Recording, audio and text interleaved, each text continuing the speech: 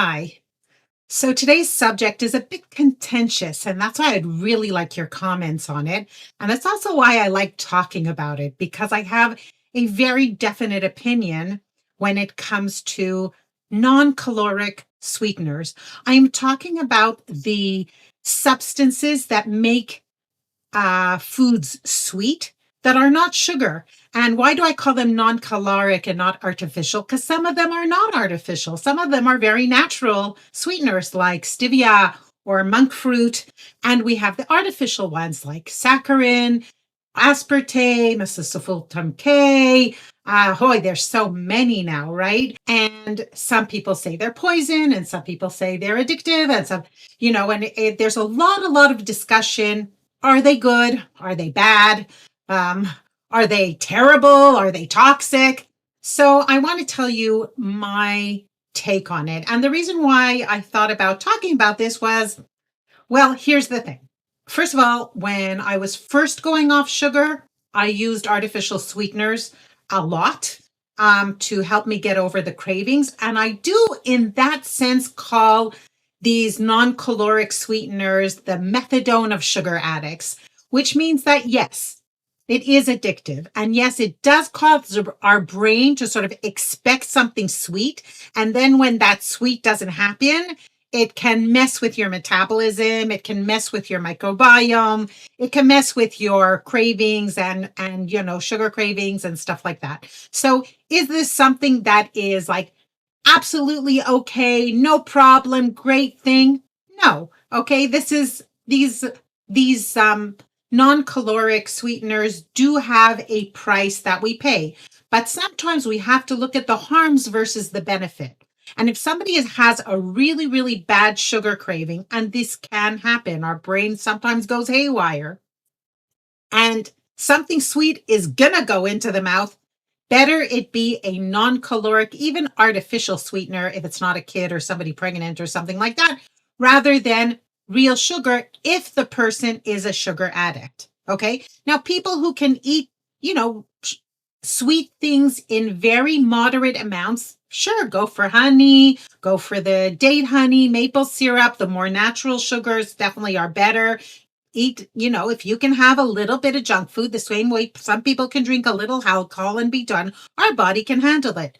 But if you're addicted, or if you're trying to really get off sugar, quit sugar, or you're living sugar free, and this is some, but you feel like, you have to have something sweet. So this sometimes can be a good crutch to get over those sugar cravings. Of course, the idea is to use them as little as possible. But there's another use in my eyes for especially the natural non-caloric sweeteners like stevia or monk fruit. And here's the thing. I almost exclusively eat homemade cooked food. Now, let's admit it. Sometimes to put some sweet in the recipe really, really makes it taste much better. And sometimes just a little bit of sweetness can make a really big difference in the taste of what it is I'm cooking. So if I'm making now I cook in bulk. If I'm making chicken, like for Shabbat, for the Sabbath dinner, I'm not going to make chicken just for the dinner. I'm going to make it for have enough for the rest of the week. So if I'm making a huge batch of chicken and I put in the tomato sauce, like 1 tablespoon of date honey or real honey to sort of cut off that sourness, I'm fine with that. And I know where my levels are when it comes to that. So I'll do that. Will I prefer maybe to use some monk fruit, drops instead? Yeah. Why should I have sugar if I can have something that gives a sweet taste and it's not sugar? So why should I just put in sugar? And this is what happened. I wanted cured salmon myself, not buy the stuff that has additives and tons of sugar in it from the supermarket. And the recipe called with the salt to add sugar. So I added a few drops of monk fruit. And I think that personally, for me, I think that that's fine. Of course, we all need to find our way in this journey. And this is a very personalized thing. But I think that the non-caloric sweeteners are something that we should look at with, yes, we should use it very much in moderation if you can. And I'll also tell you another thing. Sometimes, even now, when I really do use them very lightly and in only very specific situations. Sometimes I'll go to a wedding and yeah, I'll have a diet Sprite because like everybody around there is scarfing down all these things that I don't eat. And I do want to feel like having something sweet and I'll have a diet Sprite. It happens once every few months and I can deal with it. It doesn't afterwards cause these cravings. So if you are using non-caloric sweeteners, what I do suggest also, especially if you're already off the junk and off the ultra processed foods, I always tell my participants of the sugar-free recovery program, your body will start speaking back to you and telling you what's good for it, what it can handle, and what it can't. But here is one instance where I would say people really need to be very careful with any sweet flavored foods, including non-caloric sweeteners.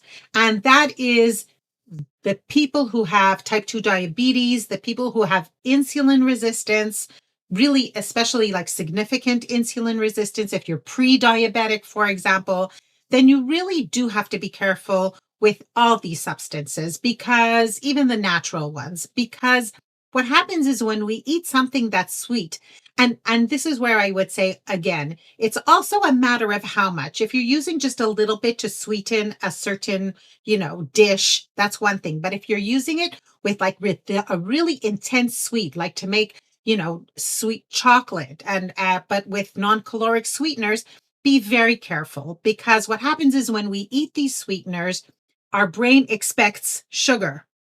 So even if we don't put in sugar, the insulin will go up in expectation of this sugar. This is something that a lot of metabolic experts talk about. So use it sparingly, only when you really have to, in moderation, exceptional times.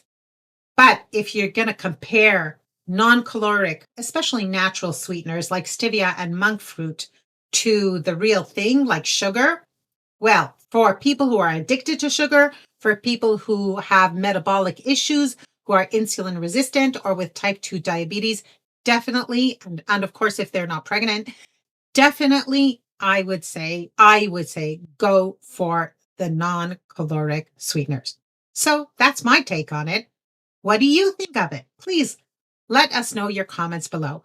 And if you're looking to live sugar-free and want to know all the tricks and lots of tools how to do this as a life journey, well, contact me about my sugar-free recovery program, and I'll see you in our next video.